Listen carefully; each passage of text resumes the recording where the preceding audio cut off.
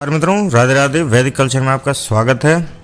आज हम आपसे बात करने जा रहे हैं केदारनाथ मंदिर के कुछ अनसुलझे रहस्य जो आज पहेली बनकर रह गए। केदारनाथ मंदिर का निर्माण किसने करवाया था, इसके बारे में बहुत कुछ कहा जाता है, पांडवों से लेकर आदि शंकराचार्य जी तक। आज का विज्ञान बताता है कि केदारनाथ मंदिर शायद 8वीं शताब्दी में बना था। यदि आप ना भी कहते तो यह मंदिर कम से कम 1200 वर्षों से अस्तित्व में है। केदारनाथ मंदिर की भूमि 21वीं सदी में बहुत प्रतिकूल रही है। एक तरफ 22,000 फीट की ऊंचाई पर केदारनाथ पहाड़ी और दूसरी तरफ 21,600 फीट की ऊंचाई पर कराच कुंड और तीसरी तरफ 22,700 फीट की ऊंचाई पर भरत कुंड है।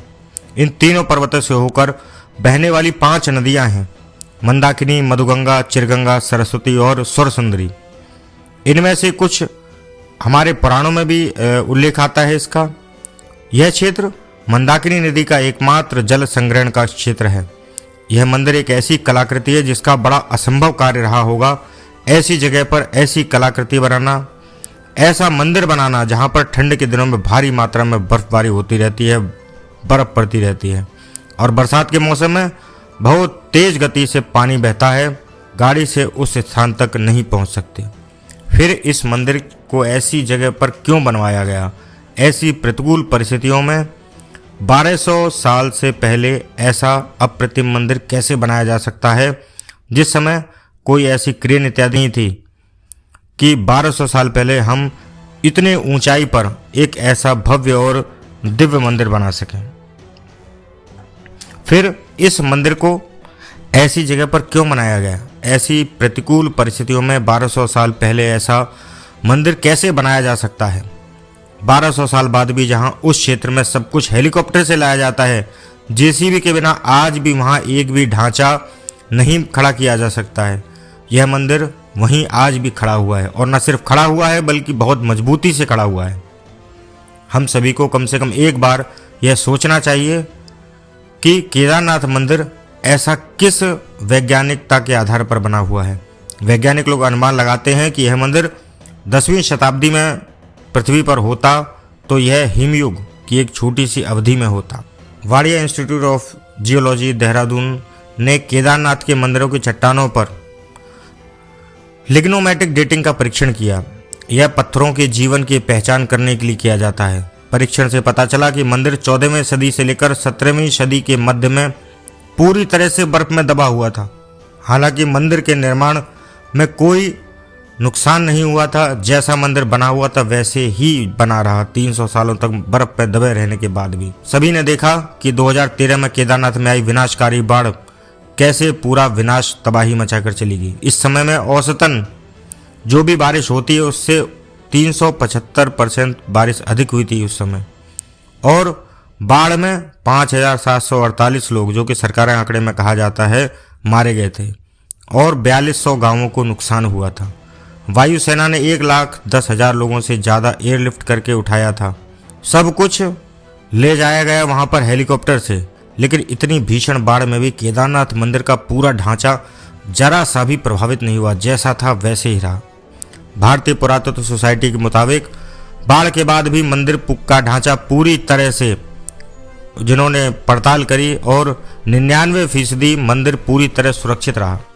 2013 की बाढ़ में इसकी वर्तमान स्थिति के दौरान जो निर्माण को कितना नुकसान हुआ था, इसका अध्ययन करने के लिए IIT मद्रास ने मंदिर पर NDT परीक्षण किया था। साथ ही साथ कहा कि मंदिर पूरी तरह सुरक्षित और मजबूत है। यह मंदिर 2 अलग अलग संस्थानों द्वारा आयोजित एक बहुत ही वैज्ञानिक परीक्षण में उत्तीर्ण नहीं होता तो आज समीक्षक आपको सबसे अच्छा क्या कहते? मंदिर को अक्षुण्ण खड़े रहने के पीछे का रहस्य क्या है कि मंदिर में कुछ भी, एक भी चीज इधर से उधर नहीं हुई। मित्रों, मंदिर जिस दिशा में बना हुआ है, इस मंदिर का निर्माण का चयन जो किया था बहुत सोच समझ कर किया गया होगा। यही उसका बहुत प्रमुख कारण है। दूसरी बात यह है कि इसमें प्रयोग किया हुआ पत्थर बहुत सख्त और बहुत टिकाऊ है। खास बात यह है कि इस मंदिर के निर्माण के लिए जो पत्थर प्रयोग में लाया गया वह आज के समय में उपलब्ध है ही नहीं। तो जरा सोचिए उस पत्थर को वहां कैसे लाया जा सका। उस समय इतने बड़े पत्थर को ढोने के लिए कौन कौन से उपकरण का प्रयोग किया गया होगा, ऐसे उपकरण आज उपलब्ध हैं ही नहीं। इस पत्थर की विशेषता यह है कि 400 साल तक बर्फ में नीचे दबे रहने के बाद भी इसके गुणों में कोई अंतर नहीं आया। आज का विज्ञान कहता है कि मंदिर के निर्माण में जिस पत्थर की संरचना का प्रयोग किया गया था और जिस दिशा में यह मंदिर बनाया गया था, उसी की वजह से यह मंदिर इतनी भीषण बाढ़ में की तबाही से बच गया। केदारनाथ मंदिर उत्तर दक्षिण के रूप में बनाया गया है, जबकि भारत के सभी मंदिर पूर्व पश्चिम में बने होते हैं। विशेषज्ञों के अनुसार यदि मंदिर पूर्व पश्चिम में होता तो पहले ही नष्ट हो गया होता, या कम से कम 2013 की बाढ़ में तो तबाह हो ही गया होता। लेकिन इस दिशा में होने की वजह से केदारनाथ मंदिर बचा रहा। इसलिए मंदिर ने प्रकृति के चक्र में ही अपनी ताकत बनाए रखी है।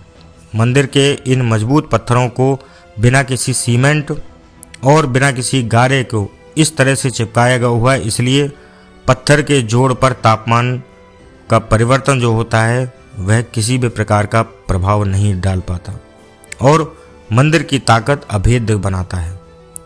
टाइटैनिक के डूबने के बाद पश्चिम लोगों ने महसूस किया कि एनडीटी परीक्षण और तापमान जोर को मोड़ सकते हैं, लेकिन भारतीय लोगों ने यह सोचा, वो भी 1200 साल पहले उन्होंने यह सोच लिया था। क्या केदारनाथ उन्नत भारतीय वास्तुकला का ज्वलंत उदाहरण नहीं आपको लगता है? 2013 में मंदिर के पिछले हिस्से में एक बड़ी चट्टान फंस गई और पानी की धार को विभाजित कर दिया। मंदिर के दोनों किनारों पर तेज पानी अपने साथ सब कुछ ले गया और मंदिर में जिन लोगों ने शरण ली थी वो सभी सुरक्षित रहे, जिन्हें अगले दिन भारतीय वायुसेना ने एयरलिफ्ट करके वापस नीचे लेकर आए।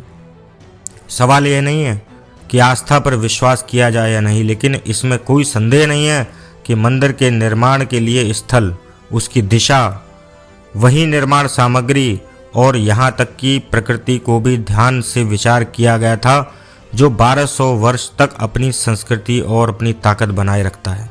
हम अपनी पुरातन भारतीय जो संपन्नता है उसे देखकर दंग रह जाते हैं कि शिला जिसका उपयोग 6 फुट ऊंचे मंच के निर्माण के लिए किया गया है, कैसे मंदिर स्थल तक लाई गई होगी।